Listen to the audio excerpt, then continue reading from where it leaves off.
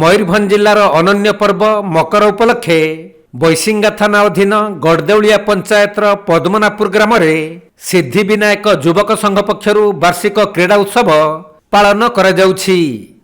2 ଦିନ ଧରି ଏହି କ୍ରୀଡ଼ା ଉତ୍ସବର ଆୟୋଜନ କରାଯାଇଥିବା ବେଳେ ଏହି ଅବସରରେ ଚଳିତ ବର୍ଷ ପ୍ରବଳ ଶୀତ ଲହରୀକୁ ଦୃଷ୍ଟିରେ ରଖି ବାଲେଶ୍ୱର ଲାୟନ୍ସ କ୍ଲବର ସଦସ୍ୟମାନେ ପଦ୍ମନାପୁର ଗ୍ରାମକୁ ଯାଇ ଶତାଧିକ ଅସହାୟ ତଥା ନିତ୍ୟାନ୍ତ ଗରିବ ଶ୍ରେଣୀର ବୃଦ୍ଧବୃଦ୍ଧାଙ୍କୁ କମ୍ବଳ ଓ ବିସ୍କୁଟ ପ୍ରଦାନ କରିଛନ୍ତି। ତେଣୁ ଶୀତ ବସ୍ତ୍ର ବଣ୍ଟନ କରିଥିବା ଲାୟନ୍ସ କ୍ଲବର ସଦସ୍ୟମାନଙ୍କୁ ବୁଦ୍ଧିଜୀବୀ ମହଲରେ ପ୍ରଶଂସା କରାଯାଇଛି।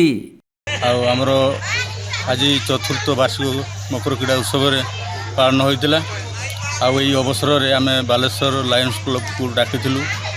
ଆଉ ଲାୟନ୍ସ କ୍ଲବ ବାଲା ଆସି ଆମ ଗାଁର ବୃଦ୍ଧାମାନଙ୍କୁ ଅପ୍ ଟୁ 120 ପାଖାପାଖି କମ୍ବଳ ବଣ୍ଟନ କରିଛନ୍ତି। ଆଉ ସେମାନେ ବଣ୍ଟନ କଲେ, ଆଉ ସେମାନଙ୍କୁ ମଧ୍ୟ ଆମେ ସ୍ୱାଗତ କରି ସେମାନଙ୍କୁ ପଠେଇଲୁ। ଏ ଯେଉଁ କ୍ରୀଡ଼ା ପ୍ରତିଯୋଗିତା କ'ଣ କ'ଣ ସବୁ ହେଇଥିଲା?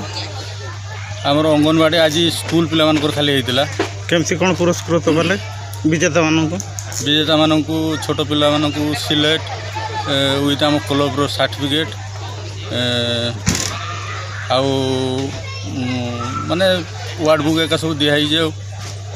ଆଉ ଆମର ମୁଖ୍ୟ ଅତିଥି ସେତେବେଳେ ଆସିଥିଲେ ଆମର ଇନ୍ଦ୍ରମଣି ମହାପାତ୍ର, ଆଉ ଆମର ଅବସରପ୍ରାପ୍ତ ଶିକ୍ଷୟିତ୍ରୀ ବିଷ୍ଣୁ ସାହୁ ବୋଧେ ଲକ୍ଷ୍ମୀ କ'ଣ ମୁଁ ଜାଣିନାହିଁ ଠିକ୍ ରହବ, ସେ ଆସିଥିଲେ। ସେ ମ୍ୟାଡ଼ାମ୍ ବି ଜଣେ ଆସିଥିଲେ। ଯାହା ସମସ୍ତଙ୍କୁ ସ୍ୱାଗତ କରାହେଇଛି। ଆଉ ଭଲରେ ମଧ୍ୟ ଖେଳ ଶେଷ ହୋଇଛି ଆଜି ପାଇଁ। କେତେ ଦିନ କ୍ରୀଡ଼ା?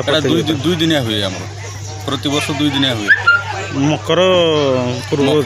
ମକର ଦିନ ସରିଯାଏ, କାଲିକି ସରିବ। 13, 14 2 ଦିନ ହୁଏ। ଆଉ ସନ୍ଧ୍ୟାବେଳେ ଆମର ସାଂସ୍କୃତିକ କାର୍ଯ୍ୟକ୍ରମ, ନାଚ ଗୀତର ଆୟୋଜନ ମଧ୍ୟ ହୁଏ। ଆଜି ବି ହେବ, କାଲିକି ବି ହେବ। ତେବେ ମକରଟାକୁ ବହୁତ ଧୁମଧାମରେ ପାଳନ? ଆଜ୍ଞା, ଆମ ମକର ଭାରି ଧୁମଧାମରେ ପାଳନ କରୁ। ଆଦିବାସୀ ଏରିଆ ହେଲେ ବି ଯାହା ସମସ୍ତେ ସହଯୋଗ କରନ୍ତି, ସେ ଅନୁସାରେ ଆମେ ଏଠି କାର୍ଯ୍ୟକ୍ରମ କରୁ। ମୟୂରଭଞ୍ଜ ଜିଲ୍ଲା ବେତନଟିରୁ ଜଗନ୍ନାଥ ହେମ୍ରମଙ୍କ ରିପୋର୍ଟ, କୋଣାର୍କ ଲାଇଭ୍।